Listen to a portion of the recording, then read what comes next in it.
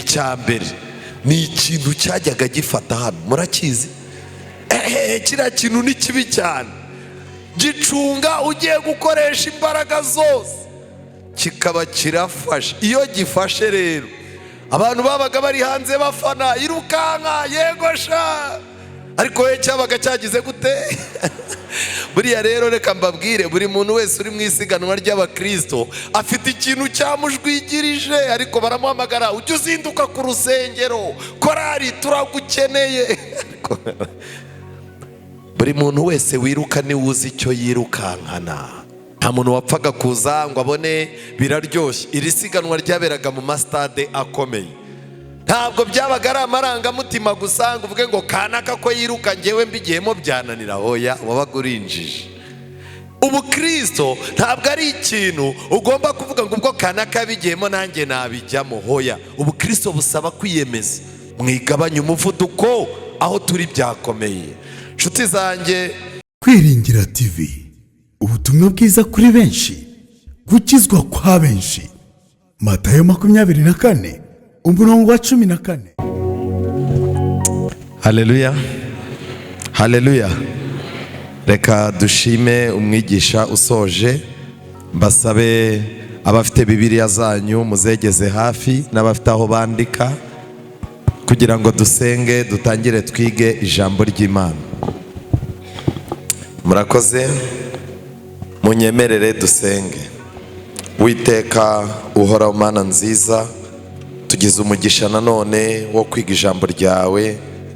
Ufite ububasha bw'uko niyo twagira iminota mike wayibyaza umusaruro mu mitima yacu. Ukore ku matwi yacu, ukore ku mitima yacu yibumbure, kugira ngo ijambo ryawe ribone aho rijya, kandi nirigera muri twe ribyara umusaruro. Tusabiye umugisha buri muntu wese wabonetse aha, kandi umuntu wese ugambirira kuzahagaruka uzamubashishe. Mwuka wera atuyobore mu kuri kwawe kose, tubisabye twizeye mu izina rya Yesu, amen. Tugiye kwigana icyigisho kivuga ngo ubukristo tubugereranyije n'isiganwa ry'amaguru. Ubukristo tubugereranyije n'iki? Isiganwa ry'iki? Ry'amaguru. Ndagira ngo ndebe abantu bagize amahirwe bagahagarara ahantu hagiye kubera isiganwa ry'amaguru. Kiganza hejuru. Yego, murakoze cyane. Isiganwa ry'amaguru ni isiganwa ridasanzwe. Abantu baraza bakiyandikisha. Iyo abantu bari kirimo kwiyandikisha, ujya kubona ukabona umujene araje baramwanditse, umusaza araje baramwanditse, abantu baba bafite ibikabyo, hari uwo bandika yitera hejuru, ukavuga utize ko agiye kwiruka bataratangira isiganwa. Ariko kwiyandikisha ni kimwe, kwiruka ni ikindi, no gusoza isiganwa ni iki? Ni ikindi.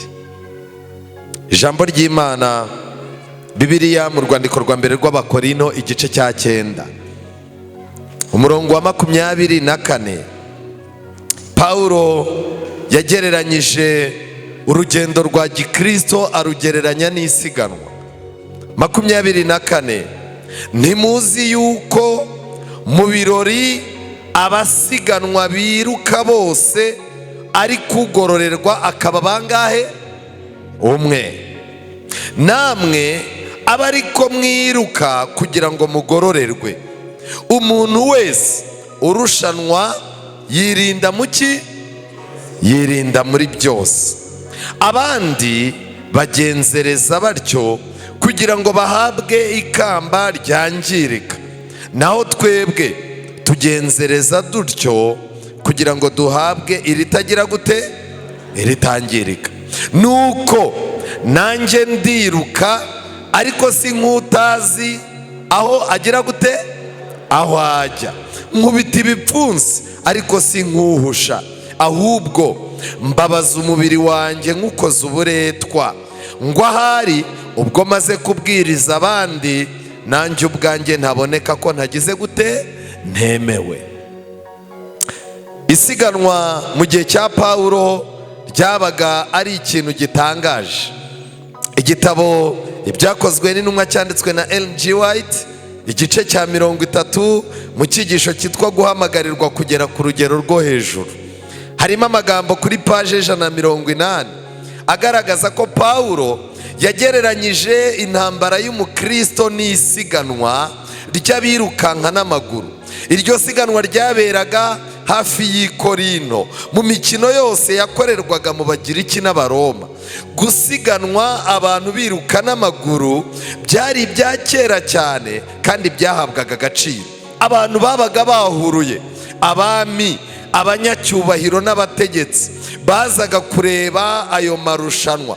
Urubyiruko rwaturukaga mu miryango itandukanye rukabyitabira, kandi ntirwaburaga gukoresha imbaraga no kwitondera amabwiriza ya ngombwa. Aya marushanwa rero, abifuzaga ko amazina yabo yashyirwa mu bazarushanirwa igihembo bagombaga kubanza kwitoza bikomeye.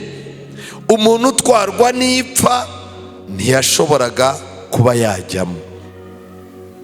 Nta muntu wapfaga kuza ngo abone biraryoshye. Iri siganwa ryaberaga mu mastade akomeye. Ntabwo byabaga ari amarangamutima gusa ngo uvuge ngo kanaka ko yiruka ngewe mbigiyemo byananira. Hoya, wabaga urinjije. Ubukristo ntabwo ari ikintu ugomba kuvuga ngo ubwo kanaka bigiyemo nanjye nabijyamo. Hoya, ubukristo busaba kwiyemeza.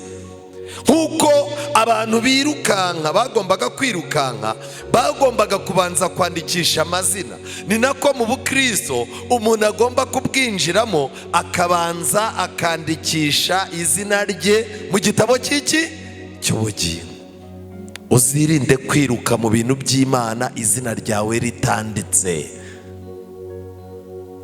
Turi abana, hari igihe twajyaga twicara bakadushyiriraho irushanwa bakatubwira ngo nitwirukanke. Iyo rero wabaga uri hanze y'ikibuga wabaga uri intwari ku munwa rwose. Reba ukuntu yiruka, ariko se nkuriya bimugendekeye. Ariko abantu b'iki gihe buriya ari nkanjye ndimo nakwirukanka. Hari igihe rero bakakubwira ngo jyamo. Twigeze kwicara, baricara baduha, baratubwira ngo nidukina agati murakibuka, twari batoya.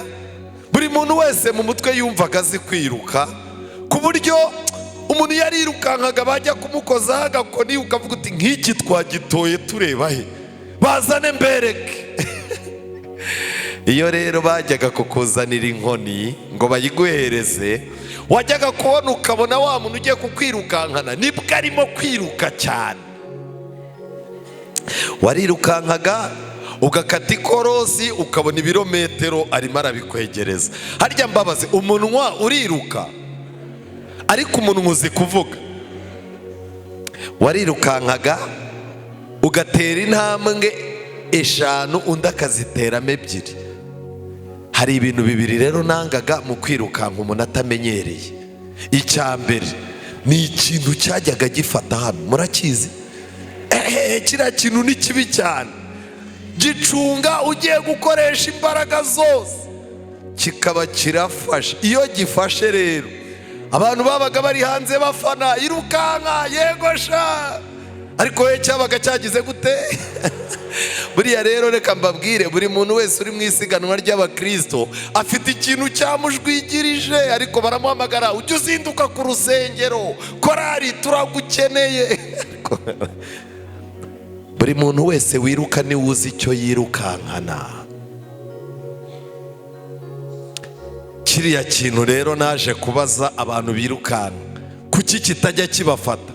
Barambwira ngo uritoza ukirukanka, ubwa mbere kikagufata wirutse iminota 5, ubukurikiye kikazagufata ugenza iminota 10, ubukurikiye ukazagenda isaha.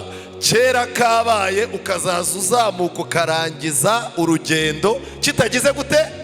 Mu magambo make, kiriya kintu kizirana n'umuntu wiyemeza ibintu adaheruka kwitoza. Ubukristo nabwo niko bumeze.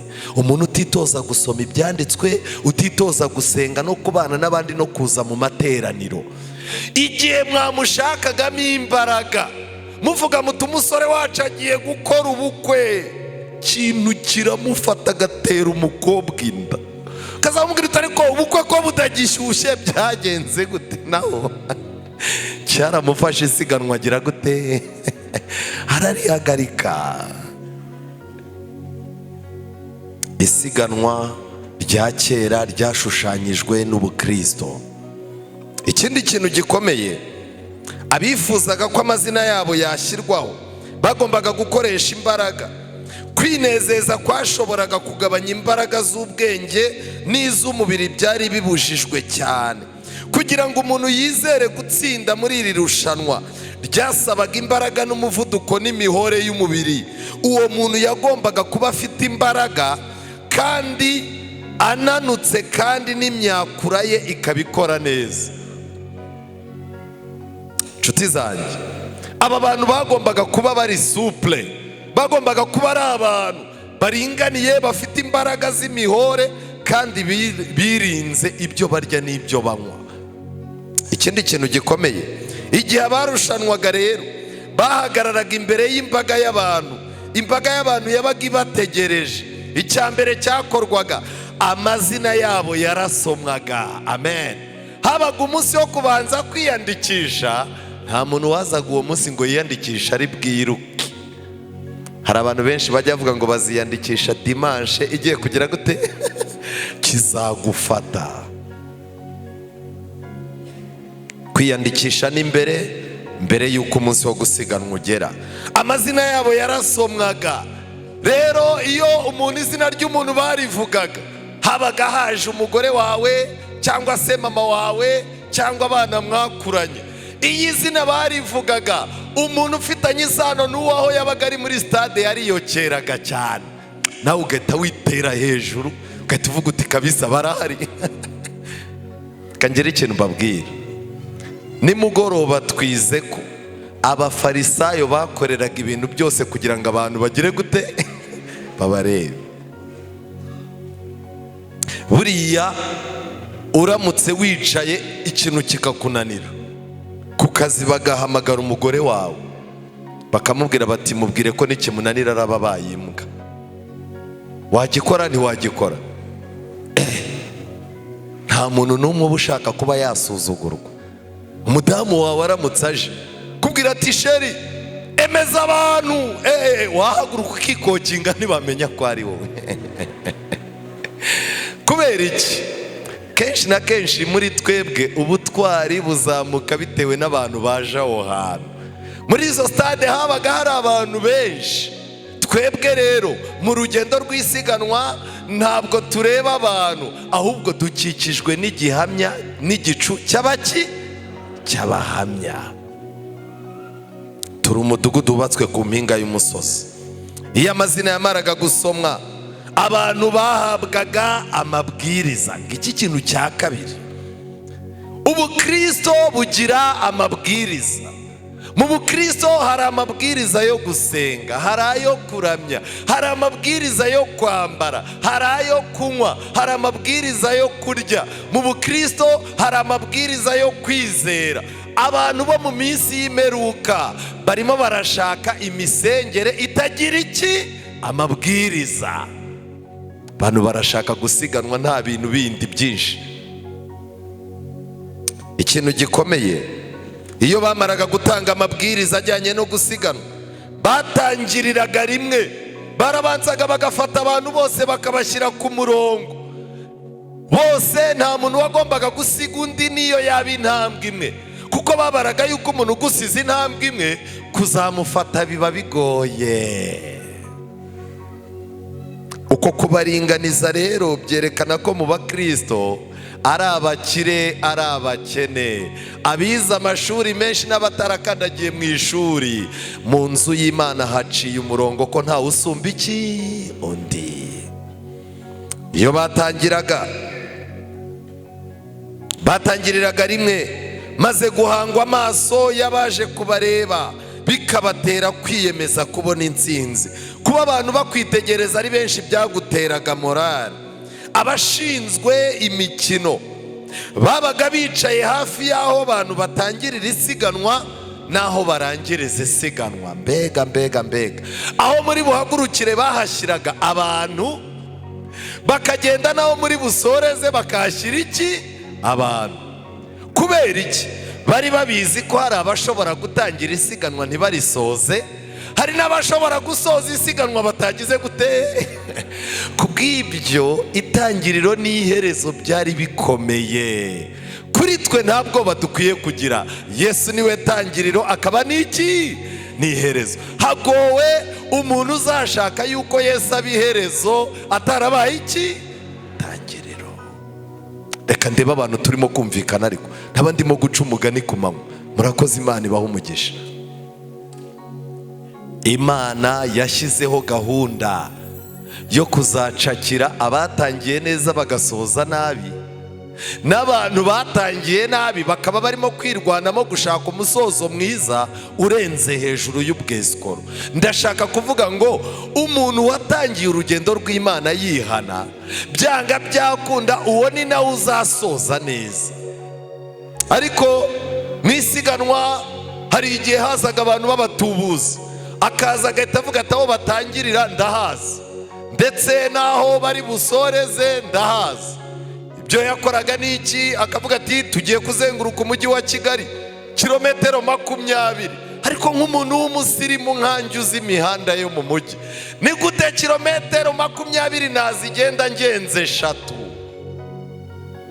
Mu gihe abandi bari Remera agapasura igikondo agahita ahinguka kurya nyuma. Abantu bagiye gutanga igikombe bagasanga arimo ariyokera yihanagura ibyuya nk'umuntu wirutse, barangiza akikokinga. Mu by'ukuri buri ntambwe yose igoye habaga hari ikintu cyahatangwaga kugira ngo cyerekane ko aho hantu hagoye uwo muntu yagize gute, yahanyuze. Reka ngire ikintu mbabwire, abantu barimo kujya guhura n'ibigeragezo n'amakuba bagakwepa, yahura n'isomo rigoranye mu byahishuwe gusoma akabihunga, yagira akageragezo mu nzu y'Imana agahindura urusengero. Murimo murahunga ibituma mutsinda.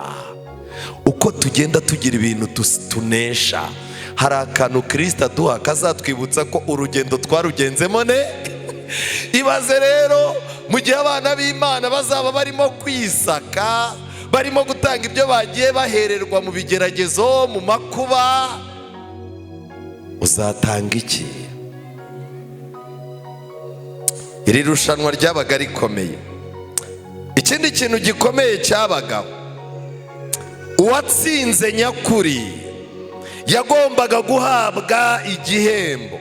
Igihe umuntu yageragaho irushanwa rirangirira ari uwa mbere, ariko yishe amabwiriza y'isiganwa, ntabwo yahembwaga. Abantu bamubonaga yinjiye bagakoma amashyi, stade yose igahaguruka. Aho abaguru ubwo rero washoboraga kuba urimo kureba abantu muziranye ukavuga uti nabemeje. Wajya kubona ukabona uzanye igikombe aguciyeho agihereje uwo mwegeranye. Ibanga ryabaga ari irihe? Ibanga si ukwinjira muri stade uri uwa mbere, ibanga ni ukubahiriza amabwiriza. Kujya mu ijuru, ibanga si ukwigira umukirisitu urenze abandi, igikomeye ni ukumvira itegeko ryose Imana igira gute, Imana iguha. Nshuti zanjye, muri aya marushanwa habagamo ingorane zikomeye. Abantu bamwe ntago bakiraga ubumuga mu buzima bayakuragamo. Byari bisanzwe yuko bamwe bagwaga no mu nzira bakava amaraso mu kanwa no mu mazuru, kandi rimwe na rimwe hari n'uwapfaga ari hafi kurangiza ngo ahembwe. Hari uwazaga ari uwa mbere akazamuka umusozi ari uwa mbere, bene wabo bakavuga bati dukurikije uko umwana wacu yirutse igikombe turagifite. Bagatangira kubyina intsinzi, agaterera umusozi wa kabiri, bakavuga bati rwose dore n'umusozi wa kabiri. Ariko kubera ko atimenyereje ibyo, hari uwageraga ku marembo ya stade, bajya kubona bakabona yikubise hasi apfiriye ku muryango. Hari abantu bagiye kubura ubugingo buhoraho kandi begereye umuryango w'ijuru. Barirukanse, bafite ibyo bari bararetse, bagerageje kuza mu by'agakiza, bakomewe amashyi, stade yose irabiteguye. Ariko kuko Imana atari yo mbaraga zabo, bazananirirwa aho bari bagiye gusoreza. Sinkwifuriza yuko urugendo wazapfa utarurangije. urugendo rwa gikristo rurakomeye. Igihe babaga barangamiye icyubahiro cyahabwaga uwatsinze irushanwa, buri wese yagiraga imbaraga. Igihe utsinze yageragaho isiganwa rirangirira, abantu benshi babaga bahari bakomaga mu mashyi, amajwi yarumvikanaga mu misozi yabaga ihakikije, mu maso y'ababaga baje kureba ibirori. Ushinzwe gutanga ibihembo yaheraga ko akamuha ibimenyetso by'intsinzi. Ibyo bimenyetso by'intsinzi byabaga ari ikamba ry'icyubahiro cyangwa se ishami ry'umukindo. Ibyahishuwe igice cya 7 umurongo wa 9, Yohana yerekwa abana b'Imana mu ijuru. Yeretswe Kristo ariwe wambaye ikamba ry'ubwami kuko ariwe muneshi. Yerekwa abana b'Imana bafite imikindo mu ntoki zabo byerekana ko banesheje. Reka ngire ikintu mbabwira, uyu munsi niba ibintu birimo kugukubita hasi udasabye Imana ngo iguhe kubinesha, ntuzaboneka mu bantu bafite imikindo mu biganza. Ntago bizabaho, ntago bizakunda. Inshuti zanjye, byasabaga kugira ngo umuntu ayo marushanwa yatsinde, mu kuvuga kuri uko gusiganwa akakugereranya n'intambara ya gikristo, Pawulo yashimangiye kwitegura gukenewe kugira ngo abarushanwa bagere ku ntsinzi. Imyiteguro yabagamo imyitwarire myiza, kurya ibyo kurya bikwiriye ndetse no kwirinda. Byateye Pawulo kuvuga ngo umuntu wese urushanwa yirinda hehe? Muri byose. Gerageza wirinde, gerageza umenye yuko ubukristo bwawe bufitanye isano n'ukurya, ukubaho, ukusenga, ukusoma, ukukunda, ukugendana n'abantu, bifitanye isano n'isiganwa. Nshuti zanjye, uyu munsi nagira mbabwire ikintu gikomeye. Mu mikino y'Ikorino, igihe byabaga bigeze mu minota mike iheruka irushanwa, abarushanwa bakoreshaga imbaraga nyinshi cyane kugira ngo umuvuduko utagira gute? Utagabanyuka. Iyo mwabaga mugiye gusoza nibwo mwakoreshaga imbaraga, ndetse abahanga benshi bagendaga bakusanya imbaraga baza gukoresha irushanwa rigeze gute? Rigiye gusoza. Kuko uko begereza umusozo w'irushanwa niko hakenerwaga imbaraga nyinshi, kuko uwo mwirukankanaga nawe yashyiragamo imbaraga nyinshi. Ndagira ngo mbabaze, ukurikije 1844 isiganwa twarimo uko twagendaga, mu 1888 uko twasiganwaga, mu 2000 uko twasiganwaga, ejo bundi muri covid uko twasiganwaga, ndashaka kubabaza, uyu munsi nibwo tugomba kugabanya intambwe cyangwa nibwo tugomba kuzongera? Tugomba kuzongera. Ariko abantu bamo bararandaga, buri muntu wese afite ikintu cyamufashe mu mbavu kimubuza kwiruka. Hari ugerageza kwiruka, abantu bakoma amashyi bati umuntu w'Imana aratsinze, amatiku yo muri famiye akaba aramufashe. Niba ufite inzangano z'amoko, ukaba ufite ubupagani buhishe muri wowe, ukaba ufite ubusambanyi, ufite ubujura muri wowe, ukaba urobanura abantu ku butoni, ibyo bintu ntibizatuma wirukanka ngo bikunde. Tugeze ahantu dukeneye kongera umuvuduko, kuko nabo twirukankana nabo barimo barongera umuvuduko, ariko ibiduca intege nibwo birimo kugenda byiyongera. Nshuti zanjye, niko bimeze no ku mukristo. Uko yegera aho irushanwa rirangirira umukristo, niko azakomezanya ishyaka riruseho no kwiyemeza kurusha igihe yatangiriye isiganwa. Amen. Uko twegera kugaruka kwa Yesu, ibimenyetso tubirebesha amaso, niko dukwiye gukoresha imbaraga ziruta izo twatangiranye. Mwigabanye umuvuduko aho turi byakomeye. Nshuti zanjye, amagambo akomeye ni amagambo Pawulo yavuze, aravuga ngo twiyambure ibituremerera byose n'icyaha kibasha kutwizingiraho vuba, dusiganirwe aho dutegekwa twihanganye dutumbira Yesu wenyine ari we banze ryo kwizera kandi ari we ugusohoza rwose. Amen. Twiyambure ibigira gute? Ibituremerera. Umuntu uri mu isiganwa yagombaga kuba nta kintu kimuremerera. N'umukristo agomba kwirinda ikintu cyamuremerera. Nta kintu gikwiye kukuremerera kigomba kukubuza kwiruka, ntacyo. Hano harimo ibintu banditse muri iki gitabo kuri page 182 biremereye abantu.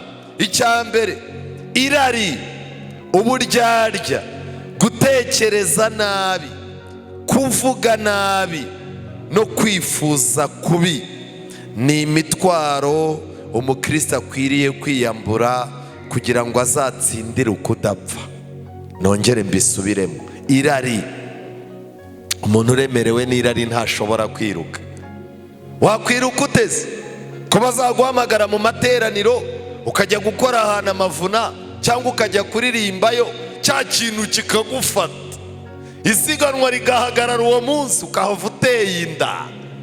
Uzajya ahantu bagushyire mu mafaranga ngo uri umukirisitu, cya kintu kigufate, isiganwa ribe riranze, unyongerezi umubare w'amazeru uyagabanye. Koreka mbabwire, suhuza mugenzi wa mubaza uti we ntabwo kijya kigufata wiruka.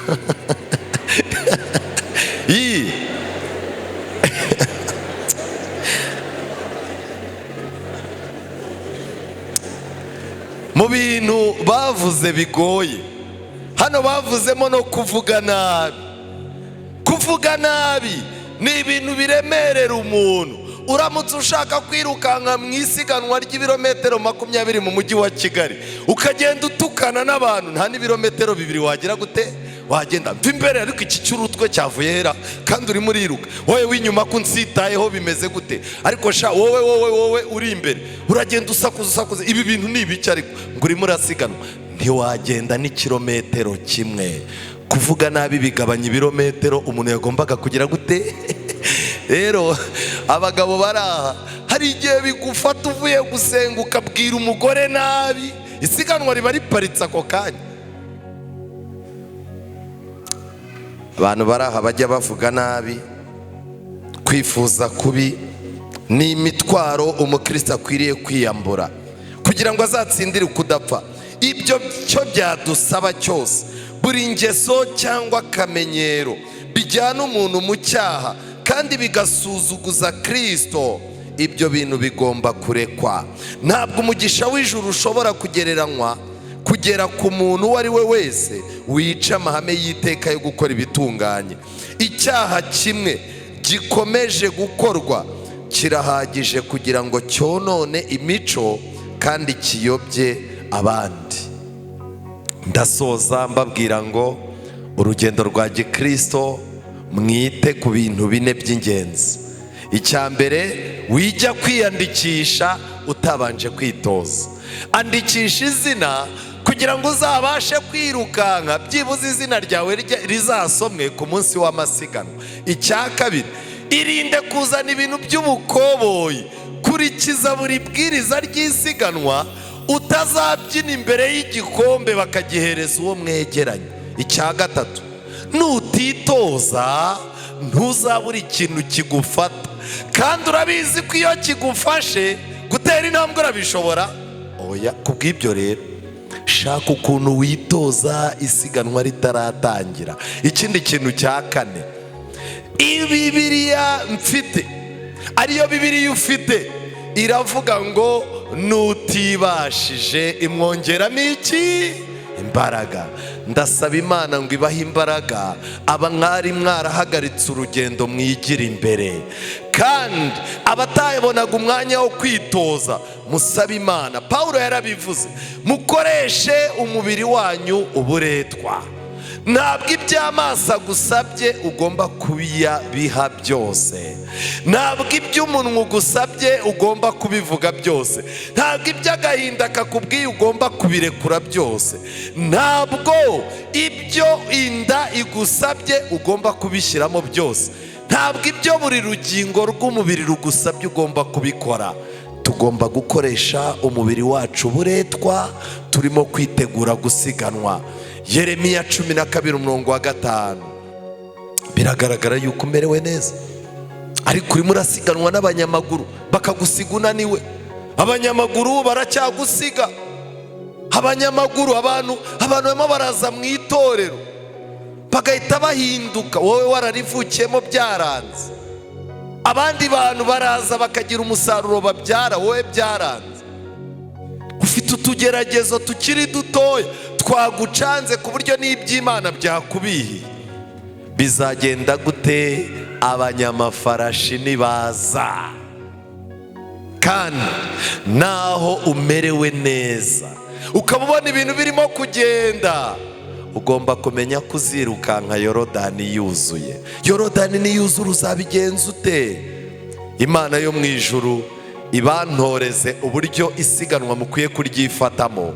Kandi nuramuka ugize amahirwe ukagira ikintu ureka, ukabona isiganwa ryakuryoheye, ukabona hari ibintu wabashije gushyira mu bikorwa, ntuzabigire iturufu yo gukubitisha abandi. Irukanka. Kandi ikindi, niba Kristo ashaka gutanga ubugingo, ukwiye guharanira ko ari wowe azabuha. Kwiringira TV, ubutumwa bwiza kuri benshi, gukizwa kwa benshi. Matayo 24:14